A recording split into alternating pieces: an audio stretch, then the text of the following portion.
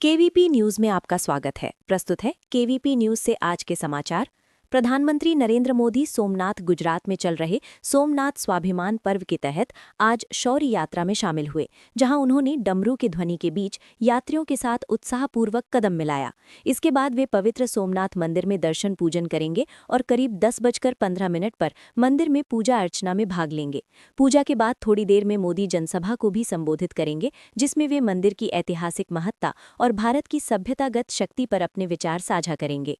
इस यात्रा और कार्यक्रम का आयोजन मंदिर पर पहले हमले की 1000वीं वर्षगांठ और उसकी सदा अडिग आस्था को समर्पित किया गया है। सोशल मीडिया प्लेटफॉर्म एक्स ने अश्लील और आपत्तिजनक सामग्री के प्रसार को लेकर अपनी गलती स्वीकार की है और कहा है कि वो भारतीय कानूनों का पूर्ण पालन करेगा। केंद्र सरकार और इलेक्ट्रॉनिक्स तथा सूचना प्रौद्योगिकी मंत्रालय की सख्त चेतावनी के बाद कंपनी ने अपने प्लेटफॉर्म से करीब 3500 अश्लील पोस्ट ब्लॉक किए और 600 से अधिक यूजर अकाउंट डिलीट कर दिए हैं। एक्स ने ये भी भरोसा दिलाया है कि भविष्य में ग्रोक एआई जैसे किसी भी टूल के माध्यम से अश्लील सामग्री का निर्माण या साझा करने की अनुमति नहीं दी जाएगी और भारत के नियमों के अनुरूप अपनी मॉडरेशन नीतियां और कड़े नियंत्रण लाएंगे। अयोध्या के राम मंदिर परिसर में रविवार को एक व्यक्ति ने नमाज पढ़ने का प्रयास किया, जिसके बाद सुरक्षा बलों ने उसे हिरासत में ले लिया और घटना को सुरक्षा में चूक के रूप में देखा जा रहा है। पुलिस मामले की गहन जांच कर रही है और आरोपी से पूछताछ जारी है। इसके अलावा ईरान में विरोध प्रदर्शन हिंसा तीव्र बन गई है, जहां सरकार विरोधी प्रदर्शनों के दौरान सुरक्षा बलों की कार्रवाई में कम से कम 217 प्रदर्शनकारियों की मौत होने की खबरें सामने आई हैं, जबकि इंटरनेट बंद और देश भर में तनाव की स्थिति दर्ज की जा रही है। वहीं जयपुर में तेज रफ्तार ऑडी कार के हादसे में सड़क किनारे खड़े लोगों को रौंद दिया गया, जिसमें एक व्यक्ति की मौत और करीब 15 लोग घायल हुए हैं। घटना की सीसीटीवी फुटेज वायरल होने के बाद पुलिस ने जांच शुरू कर दी है। केंद्रीय संचार और पूर्वोत्तर क्षेत्र विकास मंत्री ज्योतिरादित्य सिंधिया ने मध्य प्रदेश के शिवपुरी जिले के पिछौर में इंडिया पोस्ट की सेवाओं को आधुनिक और ग्राहक मित्र बनाने के लिए स्पीड पोस्ट 24 और स्पीड पोस्ट 48 नाम से 2 नई समय निर्धारित डिलीवरी सेवाओं की घोषणा की है। इन सेवाओं के तहत अब डाक और पार्सल नियमित 3-5 दिनों के बजाय 24 और 48 घंटे के भीतर प्राप्तकर्ताओं तक पहुंचेंगे, जिससे डाक विभाग की गति, विश्वसनीयता और दक्षता में वृद्धि होगी। उन्होंने इसी मौके पर नवीनीकृत पिछौर उप डाकघर का उद्घाटन किया और प्रस्तावित नए उप डाकघर भवन का शिलान्यास भी किया। ये पहल डाक सेवाओं के आधुनिकीकरण की दिशा में एक बड़ा कदम मानी जा रही है। मध्य प्रदेश के आगर मालवा जिले में नारकोटिक्स विभाग ने नर्सरी की आड़ में चल रही गुप्त एमडी ड्रग्स फैक्ट्री का भंडाफोड़ किया है, जहां 31.25 किलो मेफेड्रोन नशीला पदार्थ जब्त किया गया, जिसकी देशी बाजार में कीमत लगभग 10 करोड़ रुपए है और अंतर्राष्ट्रीय बाजार में ये 50 करोड़ रुपए से अधिक आंकी जा रही है। कार्रवाई के दौरान लगभग 600 किलो ड्रग्स बनाने वाले रसायन, मशीनें और लैब उपकरण भी बरामद किए गए, जिससे ये अवैध उत्पादन और तस्करी का बड़ा नेटवर्क चल रहा था, उसकी पुष्टि होती है। नारकोटिक्स टीम को पहले से मिली गुप्त सूचना के आधार पर नर्सरी परिसर में ये छापा मारा गया। इसी परिसर में गुप्त लैब चल रही थी, जहां ड्रग्स तैयार किया जा रहा था और सप्लाई के लिए इंतजार भी किया जा रहा था। जांच अब तस्करों के नेटवर्क और सप्लाई चेन तक पहुंचने के लिए जारी है। कनाडा में अमेरिका की हालिया वेनेजुएला पर कार्रवाई को लेकर व्यापक चिंता देखी जा रही है, क्योंकि विशेषज्ञों का मानना है कि उभय राष्ट्रों के बीच तनाव के कारण मिलिट्री दबाव और क्षेत्रीय अस्थिरता बढ़ सकती है, जिससे कनाडा समेत उसके पड़ोसी देशों की सुरक्षा रणनीतियों पर असर पड़ सकता है। साथ ही पूर्व अमेरिकी राष्ट्रपति डोनाल्ड ट्रंप के कुछ बयानों ने बातचीत को और जटिल बनाया है, जिसमें उन्होंने कनाडा को अमेरिका का 51वां राज्य बनने जैसा प्रस्ताव या संकेत साझा किया था, जिससे राजनीतिक और कूटनीतिक स्तर पर गंभीर प्रतिक्रिया और बहस उत्पन्न हुई है। अमेरिका ने सीरिया में आतंकी संगठन आईएसआई के ठिकानों पर बड़े पैमाने पर एयर स्ट्राइक और सैन्य हमले किए हैं। ये कार्रवाई ऑपरेशन हॉकआई स्ट्राइक के तहत की जा रही है और इसका मकसद दिसंबर 2025 में पलमायरा में हुए एक आईएसआई हमले का जवाब देना था, जिसमें 2 अमेरिकी सैनिक और 1 अमेरिकी नागरिक की मौत हो गई थी। इन हमलों में सीरिया के कई इलाकों में आईएसआई के आधार, कमांड सेंटर और हथियार डिपो को निशाना बनाया गया है। अमेरिकी सेंट्रल कमांड ने बताया कि इसमें दर्जनों ठिकानों पर 90 से अधिक सटीक म्यूनिशन और कई एयर स्ट्राइक शामिल हैं।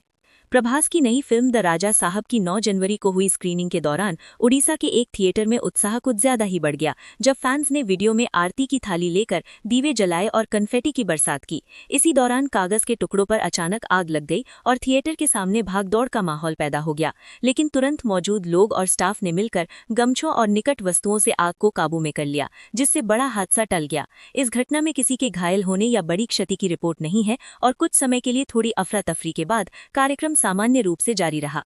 रानी मुखर्जी की बहुप्रतीक्षित फिल्म मर्दानी 3 की आधिकारिक रिलीज डेट जारी कर दी गई है, जिसमें वो फिर से दहाड़ती पुलिस अधिकारी शिवानी शिवाजी रॉय के किरदार में दिखाई देंगी।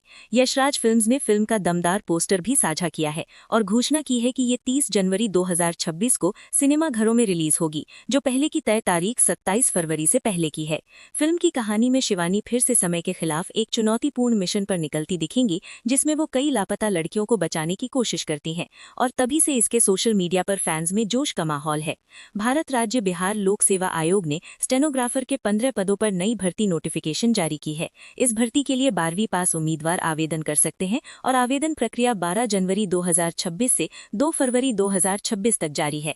इच्छुक अभ्यर्थी आयोग की आधिकारिक वेबसाइट से ऑफलाइन आवेदन फॉर्म भर सकते हैं।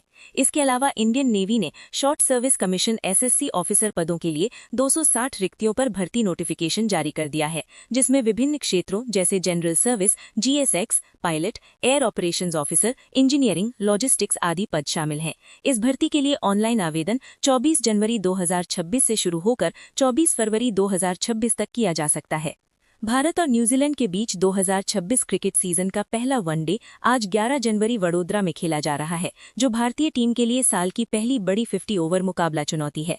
इस मैच में विराट कोहली एक ऐतिहासिक माइलस्टोन से सिर्फ कुछ रन दूर हैं। उन्हें अंतर्राष्ट्रीय क्रिकेट में 28,000 रन पूरे करने के लिए लगभग 25 रन की आवश्यकता है, जिससे वे सचिन तेंदुलकर और कुमार संगाकारा के बाद ऐसा करने वाले केवल तीसरे बल्लेबाज बन सकते हैं। वहीं रोहित शर्मा भी अपने जबरदस्त करियर में कई रिकॉर्ड्स के करीब हैं, जिनमें उन्होंने पहले ही कुछ बड़े मौकों पर अपने 6 मार्क्स से मल्टीपल रिकॉर्ड्स तोड़े हैं और न्यूजीलैंड के खिलाफ खेलते हुए रिकॉर्ड तोड़ प्रदर्शन के इशारों के साथ मैदान में उतरेंगे। भारत में U19 वर्ल्ड कप 2026 के वार्म अप मैच में स्कॉटलैंड के खिलाफ जबरदस्त प्रदर्शन करते हुए 121 रन डकवर्थ लुइस मेथड से शानदार जीत हासिल की। इस मुकाबले में भारतीय बल्लेबाज वैभव सूर्यवंशी ने सिर्फ 50 गेंदों पर 96 रन की तूफानी पारी खेलकर टीम को भारी प्रतिष्ठान दिलाया, जिसमें उन्होंने 9 चौके और 7 छक्के लगाए और स्कॉटलैंड के गेंदबाजों को त्रस्त कर दिया। भारतीय टीम ने पहले बल्लेबाजी करते हुए 374/8 का विशाल स्कोर बनाया, जिसके बाद स्कॉटलैंड की टीम 111/9 तक ही सीमित रह गई, जिससे भारत को बड़ी जीत हासिल हुई। ये मुकाबला U19 वर्ल्ड कप से पहले टीम इंडिया की तैयारी को मजबूती देने वाला रहा। विमेंस प्रीमियर लीग WPL में आज Delhi Capitals versus Gujarat giants का मुकाबला होने वाला है। इससे पहले ही 10 जनवरी को खेले गए पहले मैच में गुजरात जायंट्स ने यूपी वॉरियर्स को 10 रन से रोमांचक जीत से हराया, जिसमें फीबी लिचफील्ड की 78 रन की शानदार पारी के बावजूद टीम लक्ष्य नहीं पा सकी और गुजरात ने पहले बनाए 207/4 के लक्ष्य का बचाव किया। वहीं दिल्ली कैपिटल्स को मुंबई इंडियंस के खिलाफ WPL 2026 में 50 रन से हार का सामना करना पड़ा, जहां मुंबई की कप्तान हरमनप्रीत कौर और नैट साइवर ब्रंट की तूफानी बल्लेबाजी ने दिल्ली को दबाव में रखा। भारत के विभिन्न राज्यों में 11 जनवरी 2026 को मौसम विविधतापूर्ण रहने की उम्मीद है, जहां उत्तर भारत में शीतलहर और कोहरा का प्रकोप जारी है, जबकि दक्षिण में सौम्य वातावरण है।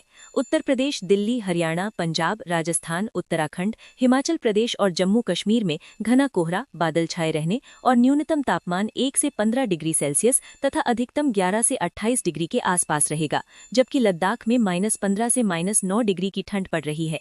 दिल्ली में अधिकतम 15 से 16 डिग्री और न्यूनतम 8 से 8 डिग्री रह सकता है। मध्य प्रदेश, बिहार, झारखंड, छत्तीसगढ़, उड़ीसा, पश्चिम बंगाल और पूर्वोत्तर राज्य जैसे असम, मणिपुर में आंशिक बादल, धुंध या कुहासा छाया रहेगा। तापमान न्यूनतम 7 से 16 डिग्री सेल्सियस और अधिकतम 16 से 28 डिग्री सेल्सियस तक रहेगा। महाराष्ट्र, गुजरात, कर्नाटक, तमिलनाडु, तेलंगाना, केरल, गोवा और आंध्र प्रदेश में आंशिक बादल या साफ आसमान के साथ तापमान न्यूनतम 15 से 24 डिग्री सेल्सियस और अधिकतम 26 से 34 डिग्री सेल्सियस तक रहेगा, जहां केरल सबसे गर्म स्थान है और कुछ दक्षिणी क्षेत्रों में हल्की बारिश की संभावना बनी हुई है। इसी के साथ KVP न्यूज से आज के समाचार साथ में नमस्कार।